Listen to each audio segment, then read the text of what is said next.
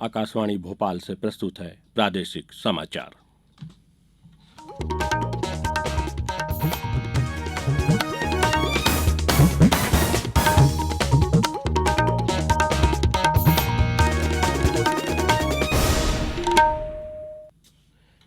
नमस्कार, समाचारों के साथ मैं अजीत द्विवेदी। सबसे पहले इस बुलेटिन में मुख्य समाचार। नेशनल स्मार्ट सिटी कॉन्फ्रेंस 27 सितंबर से इंदौर में राष्ट्रपति करेंगी उद्घाटन।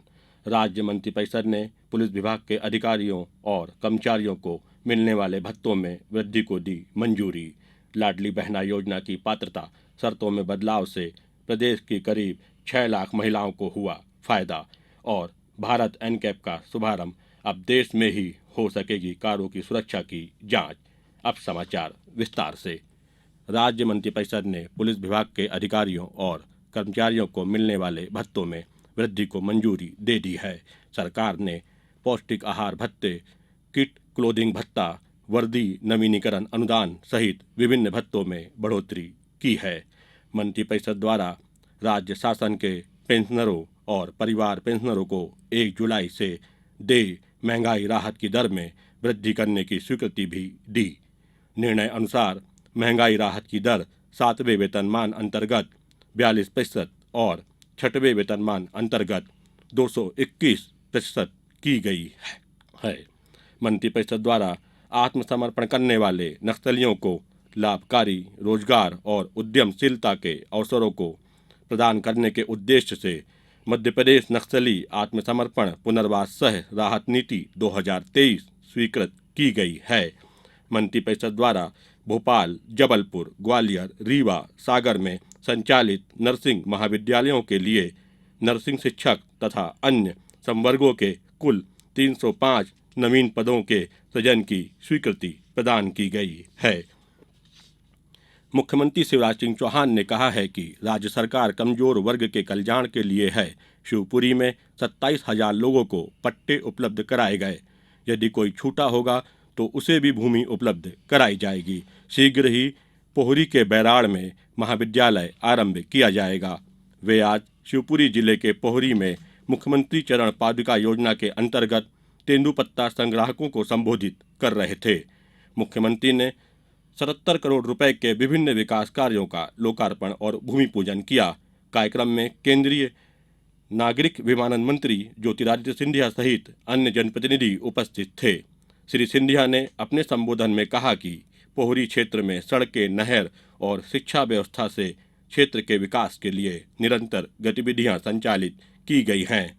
इस क्षेत्र में 124 करोड़ रुपए लागत से सड़कों का निर्माण करवाया गया है। इसरो के अंतरिक्ष अनुप्रयोग केंद्र के निदेशक नीलेश एम देसाई ने विश्वास व्यक्त किया है कि चंद्रयान मिशन निर्धारित योजना के अनुसार चलेगा और 23 अगस्त की शाम को चंद्रयान सुरक्षित रूप से चंद्रमा की सतह पर उतरेगा।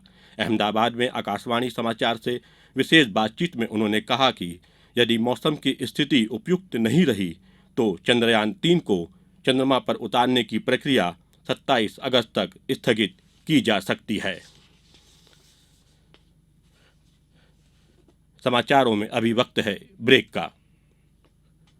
यह समाचार आप आकाशवाणी भोपाल से सुन रहे हैं। हमारे समाचारों को अब आप कभी भी और कहीं भी अपनी सुविधा के अनुसार सुन सकते हैं।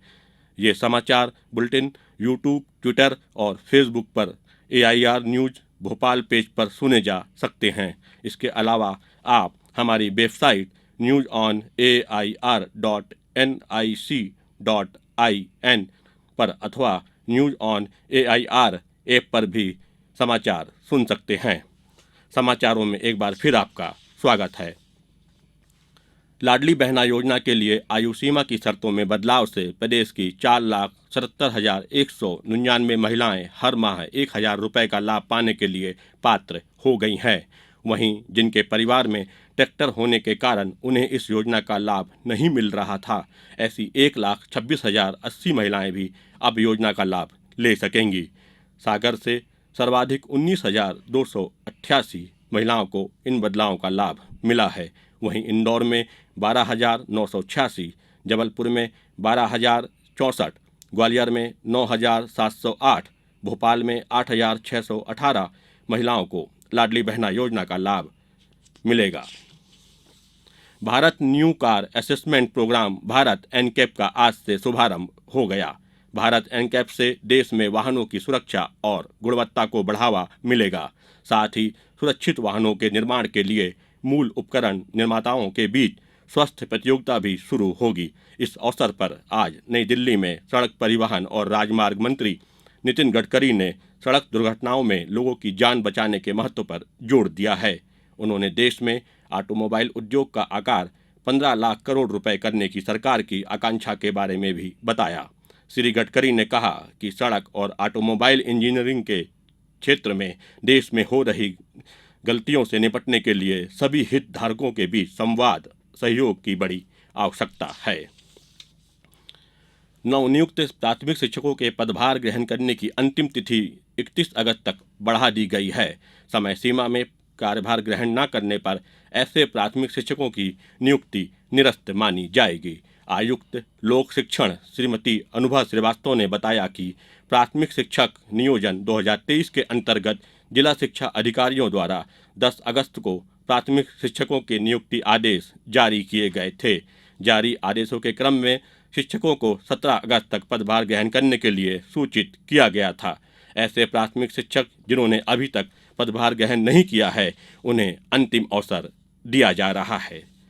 कांग्रेस अध्यक्ष मल्लिकार्जुन खड़गे ने आज सागर के कजली वन मैदान में आयोजित जनसभा को संबोधित करते हुए कहा कि मध्य प्रदेश में हमारी सरकार बनेगी तो बुंदेलखंड में संत रविदास जी की याद में विश्वविद्यालय बनेगा, जो देश भर में उनके विचारों की रोशनी बिखेरेगा। उन्होंने दावा किया कि कमलनाथ सरकार में बहुत काम हुए। उन्होंने कहा कि कमलनाथ सरकार ने 27 लाख किसानों का कर्ज माफ किया, ओबीसी को 27% आरक्षण दिया, 100 यूनिट बिजली 100 रुपये में दी, साथ ही युवाओं के रोजगार और निवेश पर जोर दिया। अब कुछ समाचार संक्षेप में। आगरमालवा जिला प्रशासन व जिला रोजगार कार्यालय के तत्वाधान में आज जनपद पंचायत नलखेड़ा में प्लेसमेंट ड्राइव का आयोजन किया गया।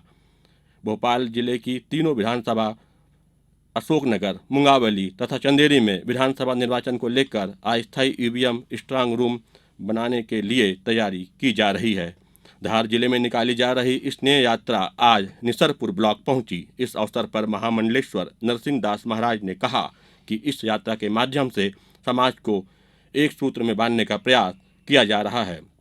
बैतूल में सड़क दुर्घटना होने पर घायलों को तत्परता से अस्पताल पहुंचाने वाले ऑटो एम्बुलेंस चालकों को आज पाडर अस्पताल में स्पेन से आई विशेषज्ञों की टीम ने प्रशिक्षित किया।